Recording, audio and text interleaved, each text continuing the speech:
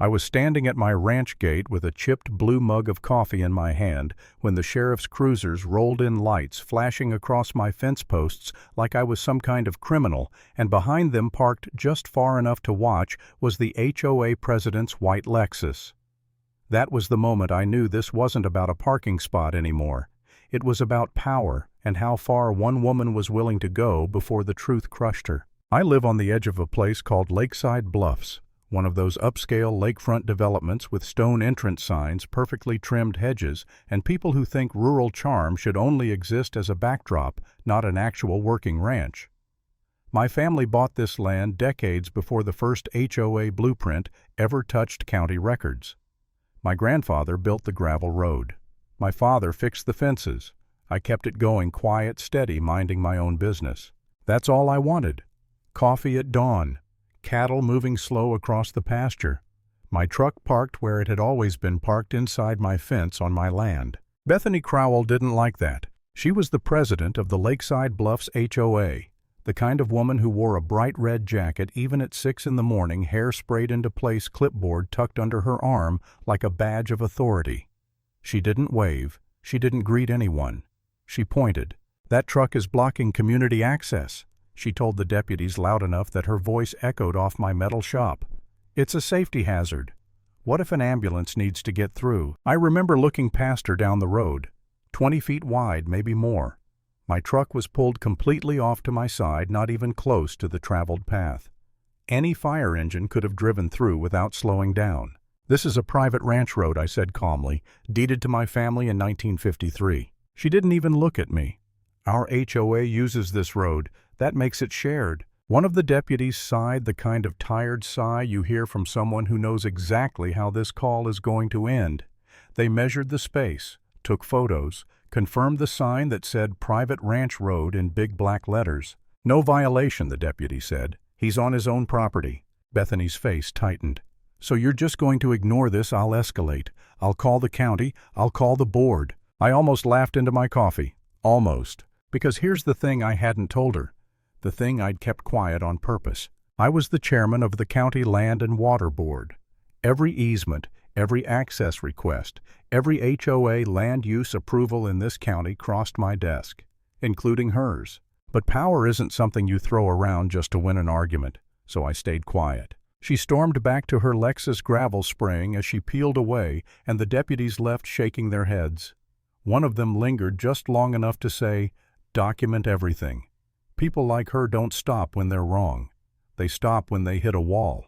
At the time, I thought the wall would come quick. I was wrong. It started small. HOA violation notices slipped under my windshield wiper. Noise complaints about my irrigation pump, fully permitted, fully legal. Calls about my cattle being intimidating. Complaints that my hay trailer ruined the scenic view. Every time the county showed up, checked, confirmed I was within my rights, and left. And every time Bethany got angrier. Then one afternoon I came out of the supply store and found a cream-colored notice tucked neatly under my wiper. HOA letterhead, pine trees, a blue swoosh meant to look like the lake. HOA Code 7B, it read.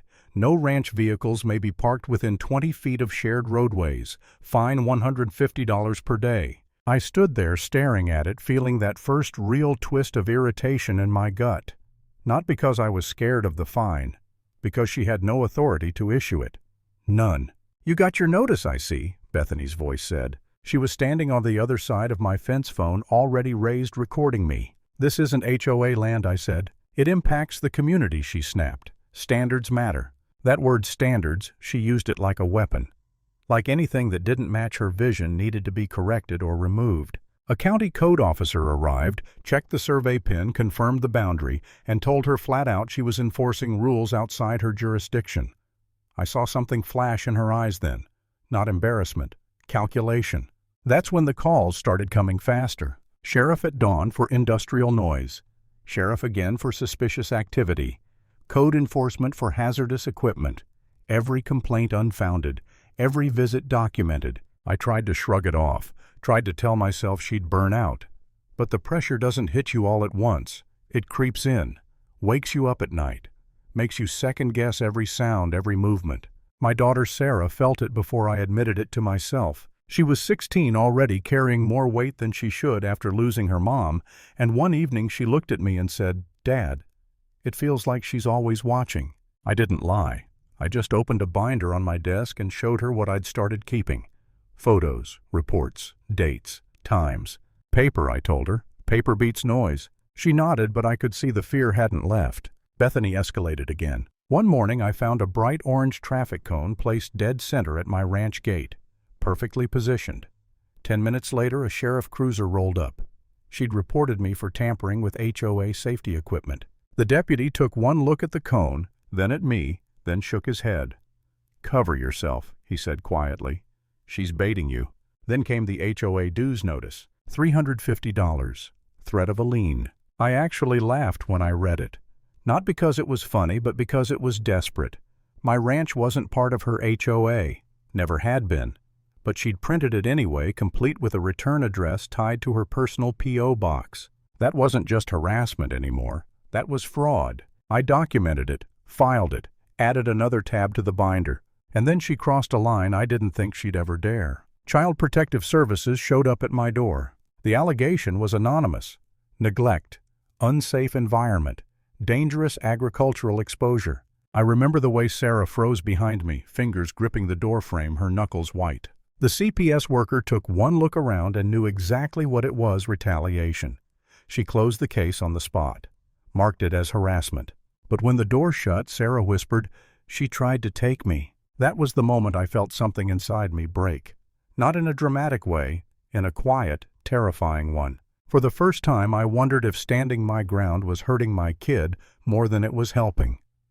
I sat alone that night at the kitchen table binder, spread open coffee gone cold, and asked myself if I should just sell. Walk away. Let her win. Maybe I was the stubborn one. Maybe peace was worth more than principle. But then I thought about what she'd done. Not to me, but to Sarah.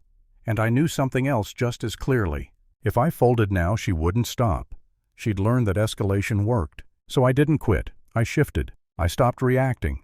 I started building a case. Bethany made it easier than I ever could have planned. One morning, my lakefront camera pinged.